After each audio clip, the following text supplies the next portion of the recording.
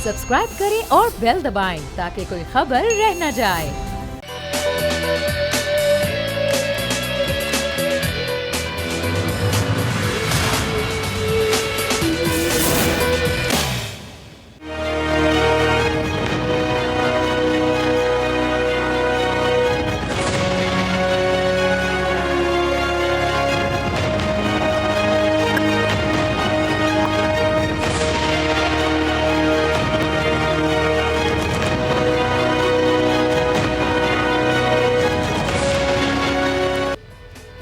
अस्सलामुअलैकुम। प्रोग्राम में मैं सुमैया रिजवान आपको खुश आमदीद कहती हूँ। आज सुबह कोयटा बना दहशत गर्दों का निशाना और मुल्क दुश्मनों की जानिब से बुज़दिलाना कार्रवाई की गई। सब्ज़ी मंडी कोयटा का हज़ारगंजी का इलाका, वहाँ पर सब्ज़ी मंडी जहाँ पर ये धमाका हुआ और इसके नतीजे में अब तक की इतलात हैं कि 20 अफराद जाँ बहक हो चुके हैं और 48 इसमें ज़ख्मी हैं। जो जाँ बहक अफराद हैं उनका ज़्यादा ताल्लुक़ बताया जा रहा है कि हज़ारा बरादरी से है। धमाका सुबह 7:35 पर हुआ, ये कहना है DIG कोयटा का। इस पर मजम्मत सामने आई है, दुख का भी इजहार किया गया है, अफसोस का इजहार किया गया है। लेकिन इस तरह के जो वाक़यात हैं हमने देखा माजी में पहले भी होते रहे। सूबा बलूचिस्तान हमेशा इस तरह की दहशत गर्दी का सामना करता रहा, लेकिन फिर हमने देखा कि यहाँ पर मामला ठीक होना शुरू हो गए और अमन व अमान कायम होना शुरू हो गया। लेकिन फिर एक बार यहाँ का अमन व अमान तबाह हो रहा है। अगर हम कुछ पीछे जाएं और 9 जनवरी 2018 का आपको बताएं तो यहाँ पर GPO चौक पर होता है धमाका। इसमें 5 पुलिस एहलकार शहीद होते हैं और उनके समेत 7 अफराद जो हैं इसमें जाँ बहक हो जाते हैं। इसी तरह 2 अप्रैल को होता है, 2 अप्रैल 2018 को कोयटा का इलाका है शाह जमान, जहाँ पर फायरिंग से एक खातून समेत 4 मसीह जाँ बहक हो जाते हैं। फिर 24 अप्रैल को यानी कि इसी महीने में 24 तारीख 2018 को कोयटा के 2 मुख्तलिफ इलाके हैं जहाँ पर 3 खुदकुश हमले होते हैं और इस खुदकुश हमलों में 5 पुलिस एहलकार जो हैं वो जाँ बहक हो जाते हैं।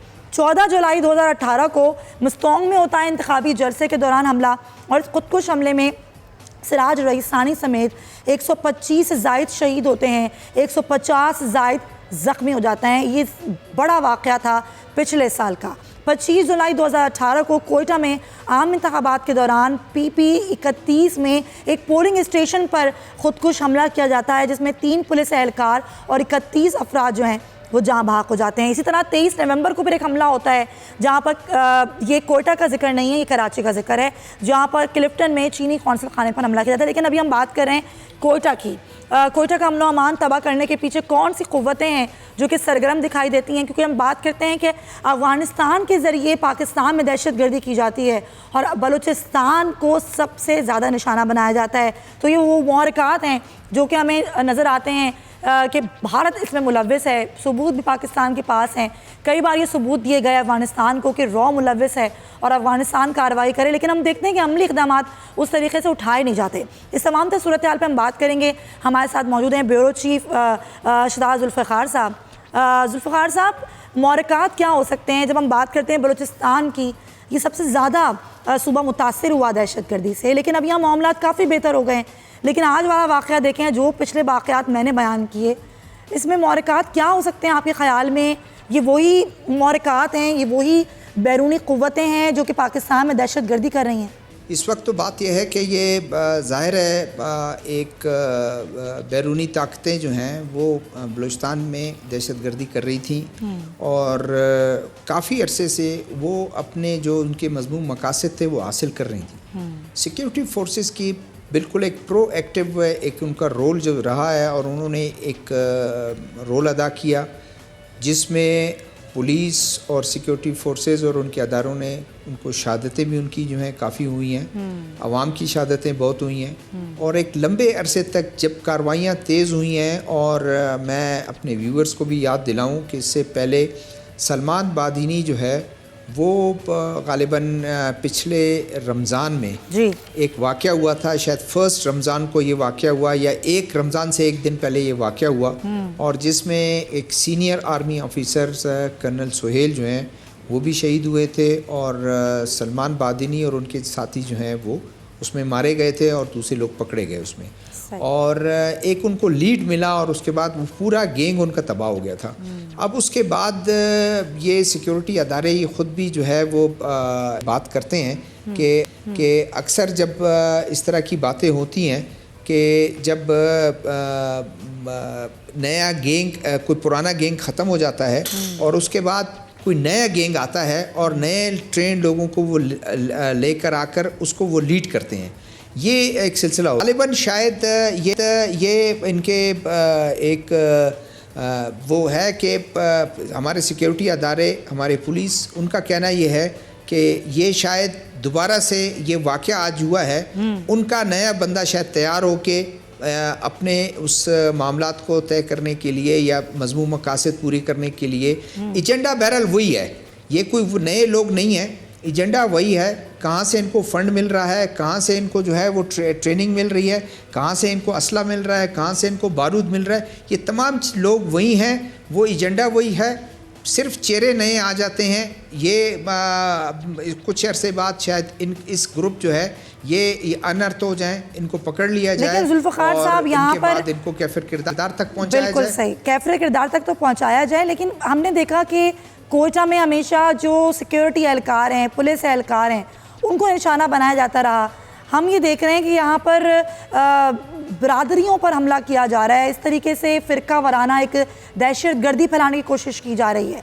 तो बैरूनी ताकतें जो हैं अब अपनी दहशत गर्दी का रुख भी मोड़ रही हैं, तो अब इस तरफ भी तवज्जो देनी होगी कि दहशत गर्दी तो की जा रही है लेकिन मुख्तलिफ जावियों से की जा रही है। देखें, ये पिछले कुछ आप कह लें कि 2-3 हफ्ते को दौरान जो बॉर्डर पे थोड़ी सी टेंशन वो हुआ और इंडिया ने अपने एक उसको बरतरी जताने के लिए और एक उनके एक अहमकाना हरकत की जिसकी वजह से उनको मुंह की खानी पड़ी। और उसके बाद क्या हुआ, उसके बाद जो कुछ भी हुआ तो उनके लिए हुआ।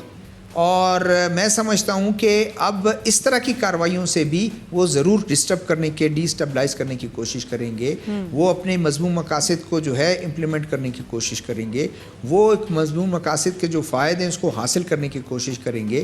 कि अब तो बॉर्डर के उसमें तो उन्होंने देख लिया कि इनके जो फोर्सेस हैं वो तो अपने तौर पर चुकन्ना है। फोर्सेस ने का जवाब जो है वो ईंट का जवाब हमें पत्थर से मिला। अब हम ये सॉफ्ट चीज़ें हैं, एक सॉफ्ट तरीके से तो बहुत आराम से अवाम में अपने लोगों को पेनिट्रेट करा कर उनको पैसे दिए जाएं, चेहरा उनका वही होगा, यहाँ के लोग होंगे, पैसा वहाँ से लेंगे और उस तरह की वो कार्रवाइयाँ करेंगे और वही कार्रवाइयाँ करते रहेंगे। जाहिर है ये तेज़ी आ सकती है, इस तरह की तेज़ी आ सकती है इस तरह की कार्रवाइयों में। और फिर मैं समझता हूँ कि लेकिन हमें फिर हमारे जो फोर्सेस हैं, हमारे पुलिस की जो फोर्स है या दूसरे जो हमारे अदारे हैं, उनको एक प्रोएक्टिव रोल जो है मज़ीद बढ़ाना पड़ेगा, वाइडन करना पड़ेगा अपना इंटेलिजेंस बेस, ताकि वो भी उसी तरह उनको काउंटर करें और अपने इंटेलिजेंस गैदरिंग करते रहें और उनको ट्रेस करें, अनर्थ करें उसको। तो आपको क्या लग रहा है कि यहाँ पर सिक्योरिटी फोर्सेस पहुँचा दें? क्या रिलैक्स हो गए थे? क्या ये सिक्योरिटी लैप्स है कि इस तरह के वाक़यात हमने देखा कि बढ़ रहे हैं और बढ़ते ही चले जा रहे हैं, तो क्या हमारी रिलैक्सेशन भी है इसमें सिक्योरिटी इदारों की कि उस तरीके से कार्रवाइयाँ नहीं की जा रही? कतन ऐसी बात नहीं है। मैं समझता हूँ कि क्योंकि अगर आपने देखा कि अगर इसमें अगर कोई ऐसी बात होती तो आज एक सिक्योरिटी अदारे का एहलकार जो है वो शहीद नहीं होता। उन 19 जो या 20 शहादतों में से एक जो है वो हमारे सिक्योरिटी अदारे की है, 4 लोग उनके ज़ख्मी हुए हैं। तो क्योंकि क्लोज वो थे जिस वक्त ये दहशतगर्दी हुई है, एक दहशतगर्दी का वाक़या हुआ, ये बम ब्लास्ट हुआ, अगर वो दूर होते तो वो ज़्यादा इम्पैक्ट तो उन आम लोगों पर पड़ना था, उन्हीं के लोग जो हैं वो शहीद होते। तो ये एक वो अपने तौर पर थे और ये कभी से आप ये बरसा बरस से ये हुआ है कि तकरीबन आप कह लें पिछले 5 से 10 साल का अरसा, 15 साल का अरसा, कि जब भी इस तरह के वाक़यात हुए, कभी हज़ारा बिरादरी को रास्ते में जाते हुए शहीद किया गया, कभी लोकल बसेस से उतार के उनको जो है उनकी सरों में गोलियां मारी गई। इसी हज़ारगंजी फ्रूट मंडी और वेजिटेबल मार्केट में जो है यहाँ पर भी ये कार्रवाइयाँ की गई हैं। तो उन्होंने इस दफ़ा नई एक सोच सोची कि अभी तक जो बात है, जिस तरह होम मिनिस्टर साहब कह रहे हैं कि उन्होंने एक वाक़या करना था और ये खुदकुश था और अब तक जो है वो उसको अभी तक उन्होंने हमारे जो सिक्योरिटी अदारे हैं या पुलिस हैं उन्होंने अभी तक कंफर्म करना है कि ये वाकई खुदकुश था या नहीं था, लेकिन होम मिनिस्टर ने इसको डिक्लेयर कर दिया कि ये खुदकुश था, तो वो दरमियान में आकर उन्होंने अपने तौर पर की। तो हम किसी वक्त इसका इम्कान हम मुस्तरद कर सकते हैं कि ये सिक्योरिटी लैप्स है और इस वक्त पुलिस गफलत का शिकार थी। ये ऐसा सबसे ज्यादा लोग सिक्योरिटी रखते हैं अपने लिए रखते हैं। बिल्कुल सही, बिल्कुल नहीं सही। देखें, सिक्योरिटी जो है वो सबसे ज्यादा सिक्योरिटी आप अपने लिए रखते हैं। एक सिपाही अगर होता भी है वो अपनी जान का भी परवाह करता है और उसके बाद दूसरों की जान की परवाह करता है। ऐसा नहीं है कि नहीं है। तो वो मौके पर मौजूद थे, उतने ही वो चौकन्ना थे, उतने ही वो तमाम एहतियाती तदाबीर जो हैं उनके वो उन्होंने ले रखे थे। लेकिन ये वाक़या हुआ और ख़ुदकुश तो आपको पता है दुनिया में इजराइल जैसा मुल्क है, उसने कंट्रोल किया और किस तरह कंट्रोल किया। हम इजराइल बन नहीं सकते हैं कि हम ये काम करें। बिल्कुल सही। जुल्फ़िकार साहब, लास्टली बस बता दें कि इस तरह के वाक़यात रोकने के लिए हमें अपने दाखिली और खारजी रास्तों पर भी तवज्जो देने ज़रूरी है। इक़दामात कैसे उठाए जाएँ और किस तरीके से ये दुनिया को भी बताया जाए कि भाई भारत जो दहशतगर्दी कर रहा है वो बलूचिस्तान में भी कर रहा है, अफ़गानिस्तान के ज़रिए पाकिस्तान में दाखिल हुआ जा रहा है। ये जो एक नैरेटिव है इसको मज़ीद किस तरह से मजबूत किया जा सकता है? देखिए, नैरेटिव तो स्टैब्लिश हो चुका है, इसको तो अनडिनाएबल है ना।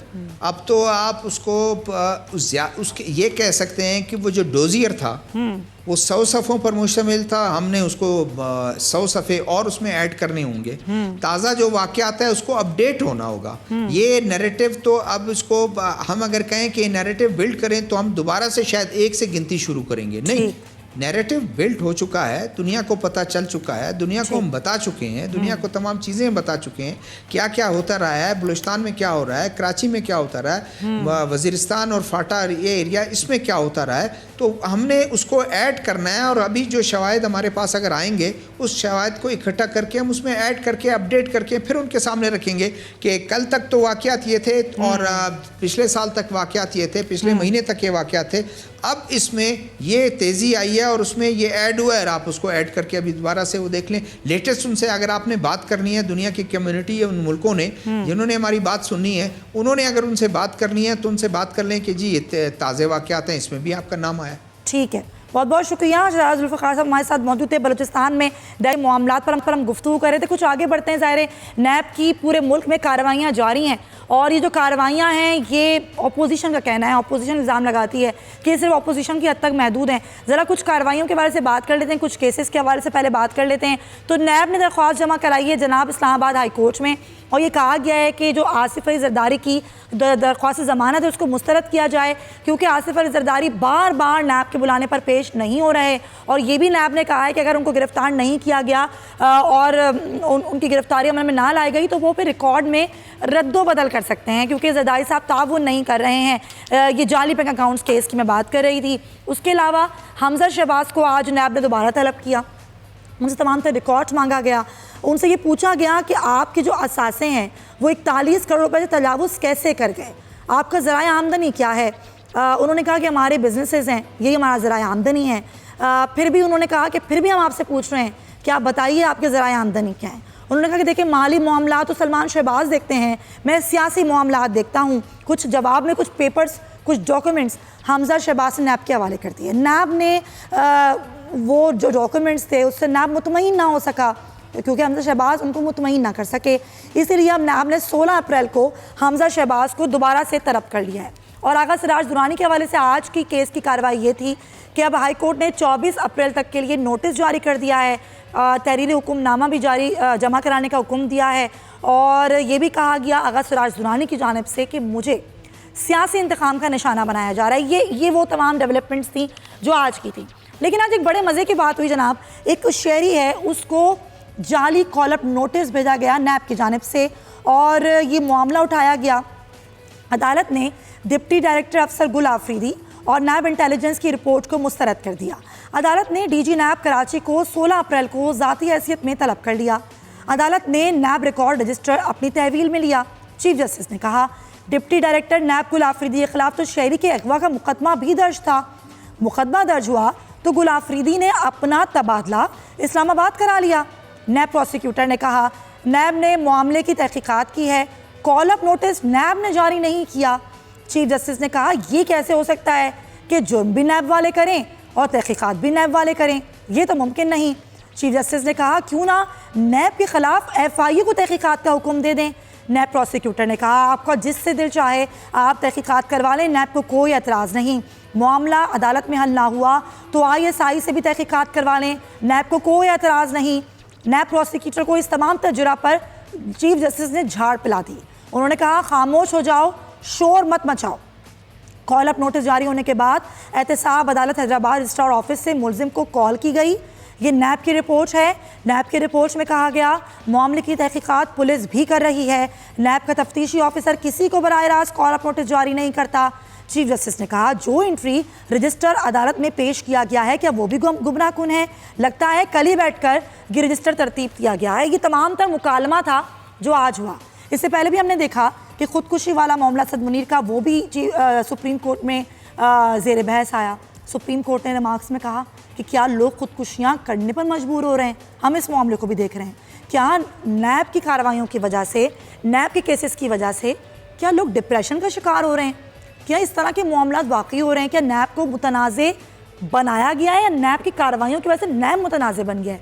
हम ज़रा इस पर कानूनी राय जान लेते हैं। माहिर कानून आरिफ चौधरी साहब, उनसे बात करते हैं। आरिफ साहब, ये तो वो तमाम तर केसेस थे जो कि चल रहे हैं, उनका जिक्र किया। फिर आज ये एक जाली कॉल अप नोटिस भेजने का मामला था, इस पर भी खासा एक मुकालमा हुआ आज अदालत में और चीफ जस्टिस खासे बरहम भी नज़र आए नैब प्रोसिक्यूटर पर।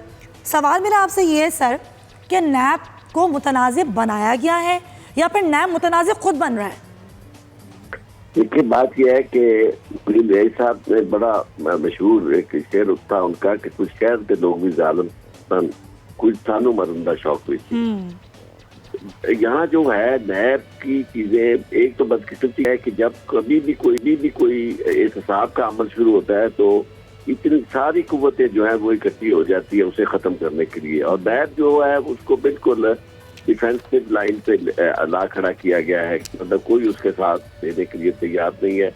यानी गवर्नमेंट जो है वो भी अपना फर्ज पूरा नहीं कर रही, अदालतें जो हैं वो भी अपना लोगों को रिलीफ दे रही हैं, और जो जरूरत नैब की है कि लोगों को वो पकड़ सके, एहतसाब कर सके, उनकी यानी तफ्तीश कर सके, उनकी इंक्वायरियाँ कर सके, वो चीज़ें नहीं होती नजर आ रही। लेकिन इसके साथ साथ नैब की अपनी भी हरकतें कुछ ऐसी हैं कि जिसकी वजह से नैब खुद भी मुतनाज़ा हो रही है।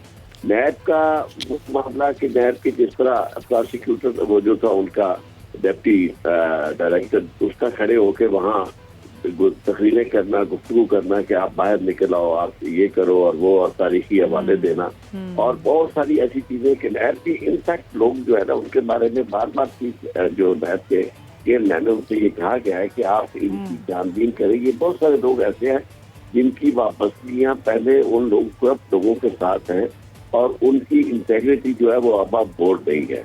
लेकिन अभी तक मैं समझता हूँ कि नैब ने भी इस मामले में कोई खातर खा यानी असर कबूल नहीं किया लोगों की तनकीद का, वो अपने तौर पर चल रहे हैं। तो इसलिए ये कोई वन साइडेड बात नहीं, लेकिन सारे अमल के नतीजे में मुझे एहतसाब का अमल जो है ना वो पाकिस्तान के अंदर बिल्कुल यानी मशकूक होता हुआ नजर आ रहा, और उसका अंजाम मुझे नहीं नजर आता कि कहीं ये। आरिफ साहब, आप ये बात कर रहे हैं, हालांकि आप ही वो शख्स हैं, आप ही वो माहिर कानून हैं जो कुछ अरसे तक मेरे प्रोग्राम में ही आप कई दफ़ा ये कह चुके कि एहतसाब का अमल बहुत ज़बरदस्त तरीके से आगे बढ़ रहा है। मुझे नज़र आ रहा है कि अब पाकिस्तान में पहली दफ़ा सही एहतसाब हो रहा है।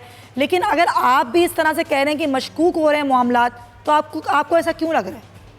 मुझे इस वजह से लग रहा है, देखिए बात यह है कि सारे लोग जिन्होंने एहतसाब करना था वो एक पेज पे नहीं है, यानी उनमें एक ही तरह की जिंदगी। सबसे पहले नैब, उसके बाद यानी जो पॉलिटिकल पार्टीज है वो तो मुतहद हो चुकी है ना। दूसरी तरफ कोर्ट जो है, कोर्ट को ये चाहिए था कि इस ऐसी सूरत हाल में वो जो क्रिमिनल्स हैं उन्हें क्रिमिनल्स के तौर पर ट्रीट करती, बिल्कुल सही, उन्हें यानी वो सहूलतें ना मिलती जो यानी उन्हें। बिल्कुल आरिफ साहब, मैं आपकी बात पर जरा हुकूमती मौक़िफ़ ले लेती हूँ। पाकिस्तान तहरीक इंसाफ से उस्मान डार साहब हमारे साथ मौजूद हैं। उस्मान साहब, क्या वजह है, क्यों नैब मुतनाज़े बन रहा है? खुद माहिर कानून ये बात कह रहे हैं कि अब कुछ एहतसाब का अमल मशकूक लगता हुआ नजर आता है। देखिए, नैब ये बड़ी ही बदकिस्मती है कि नैब मुतनाज़ा और जो उसकी कैपेसिटी बिल्डिंग की बात हो रही है, फिर उसके अंदर जो कानूनी लकूनाज हैं उनकी बात हो रही है। तो बदकिस्मती इस लिहाज से है कि ये जो दो जमातें मसलत रही हैं इस मुल्क में पिछले 30-35 साल, पीपल्स पार्टी और PMLN, इन्होंने संजीदगी से अकाउंटेबिलिटी पे और एहतसाब कमीशन पे काम ही नहीं किया। और ये क्लेम करते हैं हमारा जो एक चार्टर ऑफ डेमोक्रेसी था, जो कि एक बुनियादी तौर पे चार्टर ऑफ करप्शन था, उन्होंने जो बकायदा एक एहतसाब कमीशन बनाने का वादा किया, वो भी उस पर भी कोई हाथरहा काम नहीं किया। और नैब के ऊपर भी यूनिवर्सिटी बिल्डिंग पे पिछले 10 सालों में आप देख लें, उसको इन्होंने बिल्कुल एक मुर्दा घोड़ा मैं कह सकता हूँ बना के रखा। और यही वजह इनके केसेस पे मुकमका रहा, आंखें इन्होंने एक दूसरे के लिए बंद रखी, केसेस स्लो डाउन रहे और एक नूरा खुश्की का आलम था। आज जब नैब आज़ाद है, नैब को काम करने दिया जा रहा है और हमारी हुकूमत को ये क्रेडिट जाता है कि हमने आके इदारों को आज़ाद किया। अब अगर नैब के इश्यूज हैं कैपेसिटी बिल्डिंग के या उसमें कवानीन की रिव्यू करने की ज़रूरत है, तो मैं समझता हूँ पार्लियामेंट में जो जमातें मौजूद हैं, तमाम सियासी जमातों को मिलकर एक यूनिफॉर्म अकाउंटेबिलिटी प्रोसेस और कानून साजी की तरफ जाना चाहिए। जिस तरह ये अपोजिशन वाले धरने और ट्रेन मार्च की बात कानून साजी की तो बात कर रही है ना अपोजिशन, उस्मान डार साहब, वो तो कहते हैं नैब के कवानीन में तरमीम की जाए, हुकूमत बैठ जाए हमारे साथ। टॉक शोज की हद तक और मीडिया की हद तक बात करते हैं कवानीन। आए ना पार्लियामेंट में, आए अगले इजलास में बात करें, आएगी मिलके हम कानून में बेहतर। अगर वो बात करेंगे तो क्या हुकूमत तैयार हो जाएगी नैब के कवानीन में तरमीम के लिए? हम क्यों नहीं होंगे? हमारे अपने वज़रा, आप हमारे जो सीनियर वजीर थे अलीम खान साहब, वो नैब की हिरासत में है। इसी तरह KP में बहुत सारे लोगों को सामना है। तो हमने क्यों यहाँ तो बेनिफिशरी हो ना हम नैब के, तो हम सोचे जी नैब कवानीन में तरमीम लाने की जरूरत नहीं है। और इंशाल्लाह ताला पाकिस्तानी कौम ने जो हमें वोट दिया है वो एंटी करप्शन ड्राइव का और अकाउंटेबिलिटी का वोट है, तो हम पाकिस्तानी कौम को मायूस नहीं करेंगे और इस हद तक मुमकिन होगा पाकिस्तान में नैब की कैपेसिटी बिल्डिंग पे इंशाल्लाह ताला काम होगा। लेकिन उस्मान डार साहब, क्यों नैब की कार्रवाइयों पर सवालात उठते हैं कि नैब ऑपोजिशन ये कहती है कि ऑपोजिशन के लोगों को तो जब दिल चाहे गिरफ्तार कर लिया जाता है, रेफरेंस बनाने में 6-6 हफ्ते लग जाते हैं, उसके बाद फिर वो बरी भी हो जाते हैं वहाँ से जो लोग होते हैं, तो फिर ये सवालात तो उठेंगे ना, मशकूक तो होगा फिर अमल। देखिए, ये तो अपोजिशन नैब के ऊपर सियासत कर रही है। अच्छा, एक तरफ आप देख ही रहे हैं शहबाज शरीफ साहब जब नैब की हिरासत में थे, 90 रोजा रिमांड में 70 दिन तो वो इस्लामाबाद में रहे हैं और पूरा सूटेड बूटेड होके वो पार्लियामेंट में आते थे, 1.5-2 घंटे floor of the house speeches करते थे, अपना मुकदमा लड़ते थे। तो इन्होंने कहाँ नैब को फेस किया है? हमजा भी आपके सामने ही है, उन्हें छुट्टी वाले दिन अदालत से बेल मिल जाती है। नैब का तो अभी ये लोग सामने ही नहीं कर रहे। तो फिर आपको लग रहा है कि कुछ ऐसे फैसले आ रहे हैं जो कि नहीं आने चाहिए अभी, या उस वक्त नहीं होने चाहिए थे? हनीफ अब्बासी वाला केस देख लें या फिर हमजा शहबाज वाला केस देख लें। देखिए, हम तो देखें खुश हैं कि पाकिस्तान की अदालतों के फैसलों का हमने पहले भी एहतराम किया है, आज भी करते हैं। ठीक। और सिर्फ मैं दुआ कहूँ इस तरह का सस्ता और तेज इंसाफ जो है वो आम आदमी को भी मिले। आम आदमी जो बेंचों पे बैठा है, सालों साल लग जाते हैं, उनकी जमीनें जायदादें घर तक बिक जाते हैं, लेकिन उन्हें इंसाफ नहीं मिलता। और हम तो खुश हैं कि पाकिस्तान में एक ऐसा प्रेसिडेंट सेट हुआ है कि तेज इंसाफ और सस्ता इंसाफ इंशाल्लाह। लेकिन उस्मान साहब, अभी भी अमीर के लिए अलग कानून है और गरीब के लिए अलग कानून है, तो नए पाकिस्तान में कुछ तो तब्दीली देखें हम इस हवाले से।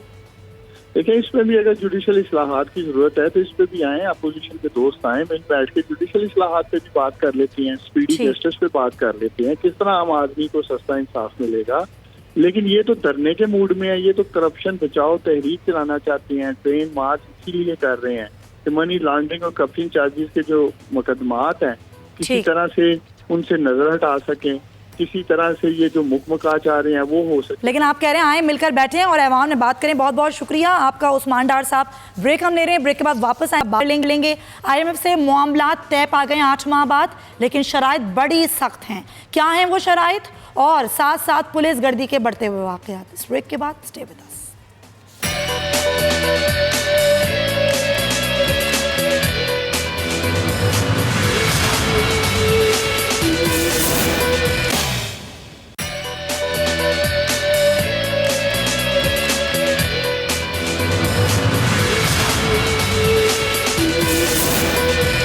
वेलकम बैक जनाब। और अब 8 माह बाद हुकूमत और IMF के मामला तय पा गए हैं। ज़राए वज़ारत ख़ज़ाना कहते हैं कि IMF की जो हतमी शराइत हैं अब वो पाकिस्तान को मौसूल हो गई हैं। वो शराइत क्या है जनाब? कि हुकूमत स्टेट बैंक को एक खुद मुख्तार इदारा बनाए, डॉलर की कदर के हवाले से तमाम इख्तियार स्टेट बैंक को दिया जाए, ये IMF का कहना है। IMF ने यह भी कहा कि टैक्स हदफ 5,000 अरब रुपए से ज़्यादा रखा जाए। बिजली गैस के 140 अरब रुपए के वाजिबात आवाम से वसूल किए जाएँ, ये IMF का मुतालबा सामने आया है। इनकम टैक्स की जो हद है वो 90 अरब रुपए की छूट वो ख़त्म की जाए। तनख्वाहदार तबके के लिए टैक्स छूट भी ख़त्म की जाए और टैक्स छूट 12 लाख रुपए से कम करके 4 लाख रुपए तक लाई जाए। नेपरा ओगरा अथॉरिटी को मुकम्मल खुद मुख्तार बनाया जाए। हुकूमत ओगरा और नेपरा के जो फैसले हैं उस पर असरअंदाज ना हो और शराइत में मज़ीद नरमी किसी सूरत नहीं की जाएगी। ये IMF की शराइत आ गई हैं। इस पर हम बात करेंगे। माहिर माशियात हैं डॉक्टर शाहिद हसन साहब हमारे साथ मौजूद हैं। डॉक्टर साहब, बिलाखिर मामलात भी तय हो गए, शराइत भी सामने आ गई। इन शराइत को देखते हुए आपको क्या लग रहा है आगे कितनी मुश्किलात आने वाली हैं आवाम के लिए? होती है, उनका असल मकसद ये होता है कि मुल्क में मईशत कमजोर रहे, अदम इस्तेहकाम रहे, हुकूमत कौम में जो है हुकूमत में और अवाम में एतमाद का बहरान हो। क्योंकि अमेरिका ये चाहता है, जब से वार टेरर चल रही है तो पाकिस्तान को डिक्टेशन देने के लिए सबसे आसान रास्ता यही है कि हमारी मईशत जो है वो कमजोर है, अवाम पर टैक्सों का बोझ डाला जाए। ये तो बुनियादी है, खास तौर से जब 9/11 के बाद से। अब इसमें मसला ये आ रहा है कि अगर वो ये कहते हैं कि 5,500 अरब रुपए का आप टैक्स वसूल करें, अगर हुकूमत जो है वो जो इनका वायदा था कि अदल पर मबनी टैक्स होगी पॉलिसी, यानी हर शख्स से उसकी इस्तेदाद के मुताबिक टैक्स लें, मगर हुकूमत ने IMF को बता दिया कि जनाब एग्रीकल्चर टैक्स तो हम लगा नहीं सकते, हमारी मजबूरी है। प्रॉपर्टी जो है उसका, हालांकि उसका हिस्सा 18% है, प्रॉपर्टी सेक्टर में हम टैक्स लगा नहीं सकते। 15 करोड़ की प्रॉपर्टी 4 करोड़ में रजिस्टर हो रही है, वो होती रहेगी, वो हम नहीं कर सकते क्योंकि ताकतवर तबके तैयार नहीं है हमारे, और हमारे लिए हुकूमत रहना मुश्किल हो जाएगा। तो वो कहते हैं कि हमारा काम तो ये है कि आपसे ये मुतालबा करें कि आप टैक्सों की वसूली इतनी कर दें। आप अवाम पर बोझ डाल के करते हैं, आप पेट्रोल के GST को बढ़ा के करते हैं, ये आपका मसला है। तो हुकूमत उन्होंने तो बुनियादी तौर पर ये कहा है कि 5,500 अरब रुपए टैक्स वसूल करें। हमारी जो आज कैपेसिटी है, मैं आपको बता दूं, वो है 8,500 अरब रुपया टैक्सों की इस्तेदाद है पाकिस्तान में। लेकिन चूंकि ताकतवर तबके टैक्स नहीं दे रहे, अब आप एक टैक्स एमनेस्टी भी लाने वाले हैं। और एमनेस्टी में ये है कि एक बिल्डिंग सामने खड़ी है, वो चोरी के पैसे की है, आपको पता है, लेकिन आप उससे टैक्स लेने के बजाय उसको एमनेस्टी दे रहे हैं। तो ये एक इस्तेसाली निजाम है, पूरा हम IMF पे नहीं डाल सकते। उन्होंने तो ये कहा है बजट खसारा कम करें, टैक्सों की वसूली बढ़ाएं और अखराजात कम करें। तो डॉलर का जरा बता दें शाहिद साहब, डॉलर की जो कीमत है वो कहाँ जाती हुई आप देखते हैं? किस चीज की? डॉलर। देखिए, डॉलर का ऐसा है कि ये बड़ी हद तक ये डॉलर जितना IMF चाहता था वो कर चुके हैं। मेरे अपने ख्याल से जून में 145 के आगे नहीं जाएगी। अच्छा। इसलिए कि हमने कर लिया है, देखिए 33% हम कर चुके हैं दिसंबर 2007 से अब तक।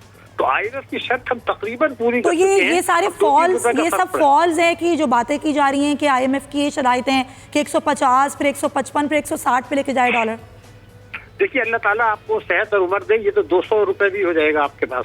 हम तो ये बात कर रहे हैं कि जून तक 145 रहेगा। ठीक है। और जिस तरीके से आपकी बरामदात नहीं बढ़ रही, इस साल नहीं बढ़ी और मेरे ख्याल से अगले साल भी नहीं बढ़ेंगी, तो जब आपका ट्रेड डेफिसिट बढ़ेगा तो रुपए को तो आपको गिराना है। तो अगर आपके रिजर्व कम है, गिर रहे हैं, बरामदात बढ़ नहीं रही, तो नेचुरली रुपए की कदर पर दबाव बढ़ेगा।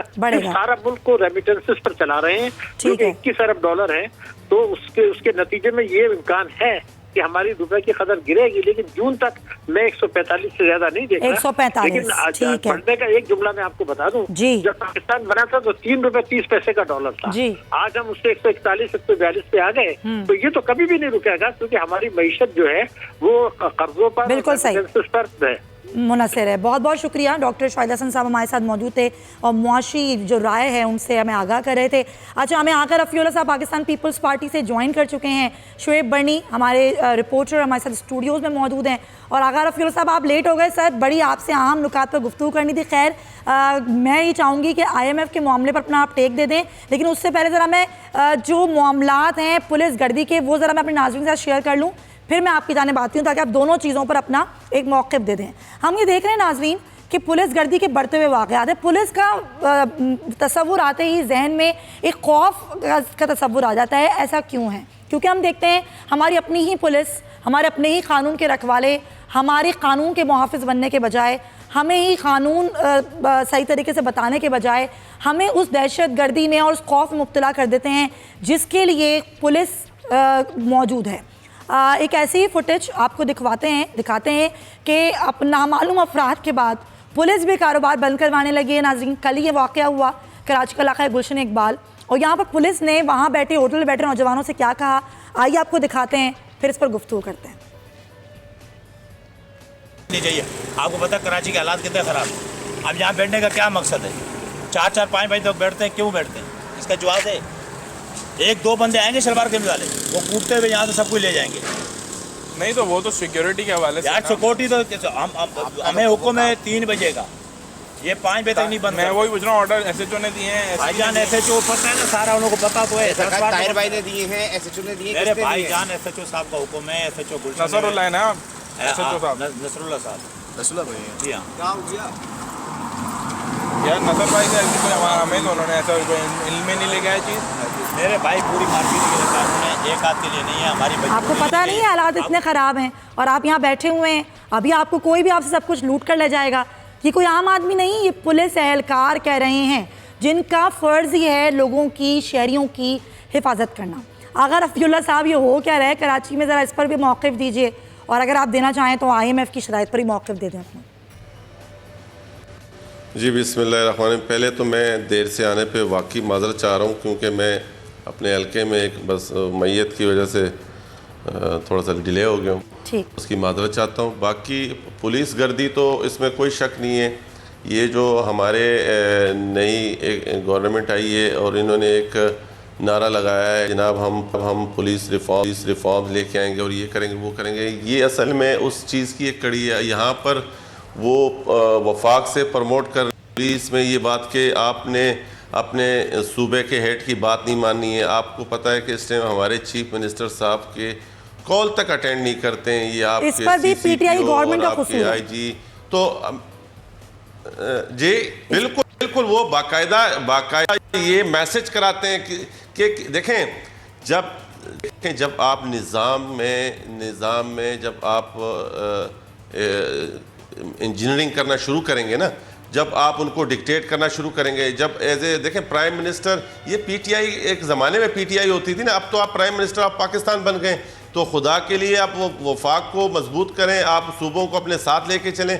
जब प्राइम मिनिस्टर आके बैठते हैं सूबा में सिंध में और CM को साथ नहीं बिठाते, CM को नहीं साथ लेके चलते, ये क्लियर मैसेज दे रहे थे। और इसमें कोई शक नहीं है कि पुलिस गर्दी हो रही है, पुलिस को एक गलत मैसेज दिया जा रहा है कि अवामी जो लोग हैं उनके और इनके बीच में इतना फासला दे दिया गया है कि वो एक अपने आप को अलहदा एक ताकत समझने लग गए, जो कि ये गलत है। सब चीज़ें अवामी रुकूने सर ऐवान में उठाए ना ये मामला पुलिस गर्दी के बढ़ते हुए वाक़यात का, पुलिस रिफॉर्म्स का।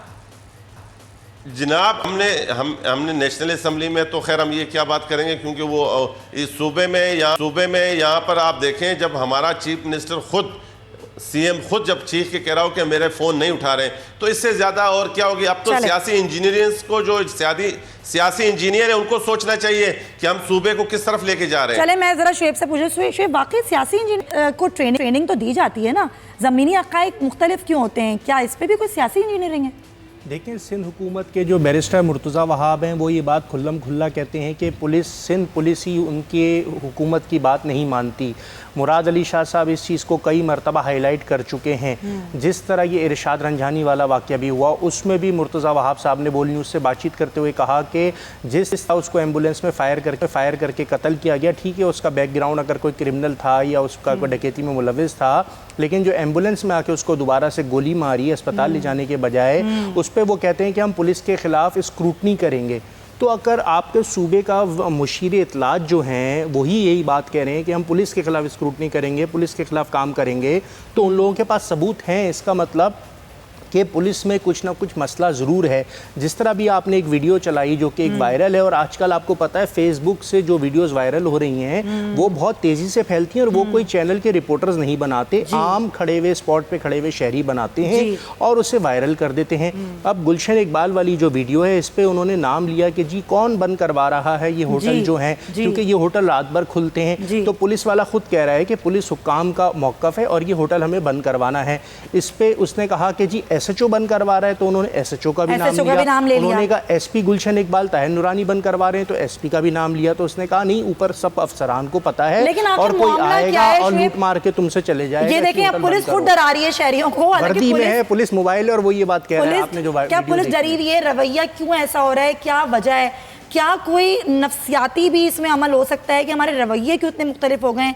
पुलिस को ट्रेनिंग भी दी जाती है। इस पर बात करते हैं, क्रिमिनोलॉजिस्ट हैं डॉक्टर नाइमा सईद साहिबा। कराची का हुसन है।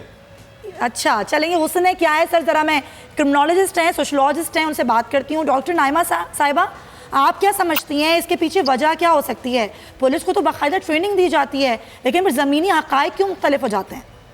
देखिए, पुलिस जो है किसी माशरे ताल्लुक रखती है, जहाँ ये तमाम माशरती आप स्ट्रक्चर देख लें, हर इदारे को देख लें, वहाँ हर जगह मसाइल है। इसी तरह से पुलिस के मसाइल है। पुलिस के मसाइल ज्यादा नजर इसलिए आते हैं कि इनका डायरेक्ट जो है वो पब्लिक डीलिंग से ताल्लुक होता है, तो पब्लिक को इनसे ज्यादा वास्ता पड़ता है, इसलिए पुलिस जो है ज्यादा जो है वो हर वक्त उठाने पर रहती है। अच्छा, इसके अलावा जो आपने अभी इस वाक़े का जिक्र किया, अक्सर सोशल मीडिया पे जो इस तरह की फुटेज आती है, उनमें आप देखें कि अक्सर और बेशतर साफ और सबाक से हटकर होती है। अपने मतलब की कोई बात जो है वो उसमें से निकाल ली जाती है और फिर उसको जो है वो आगे प्रोजेक्ट किया जाता है। सही। इसलिए भैया की जहाँ तक बात रही पुलिस की, मैं बात ये करूंगी कि देखिए पाकिस्तान में जितने इदारे हैं और उनसे मुंसलिक जो भी लोग हैं, आपको हर जगह कोई ना कोई मसला नजर आएगा। और पुलिस के मसाइल जो है वो ज़्यादा फोकस इसलिए होते हैं कि इनका डायरेक्ट जो है वो लोगों एक्शन होता है। बहुत बहुत शुक्रिया डॉक्टर नाइमा साहिबा। मुझे आप आखिरी मिनट है शोएब बरनी, लास्टली बस आपके कमेंट्स क्या हैं इस तमाम तर वाक़यात? एक और वीडियो वायरल हुई थी जो कि ADIG CTD कामरान फजल साहब थे, वो जिस तरह से उनके प्रोटोकॉल ने उतर के डिफेंस में गाड़ी को रोका, उस वाक़े की रिपोर्ट भी मंजर आम पे नहीं आई। DIG साउथ को 2 दिन दिए गए थे कि वो इंक्वायरी रिपोर्ट करके पब्लिक करेंगे। IG सिंध ने कहा था, वो भी अभी तक report. Sorry to interrupt you Shoaib, क्योंकि टाइम खत्म हो गया। कंक्लूजन ये रिपोर्ट्स मंजर आम पर ही नहीं आती, पता ही नहीं चलता कि उसके बाद हुआ क्या। इसी नोट के साथ कि पुलिस भी और सिंध हुकूमत भी इस बात को यकीनी बनाए कि पुलिस गर्दी जो है वो ख़त्म हो सके और शहरियों को तहफ़्फ़ुज़ मिल सके। मुझे दीजिए इजाज़त, मंडे को आपसे मुलाकात होगी। जब तक के लिए अल्लाह हाफ़िज़।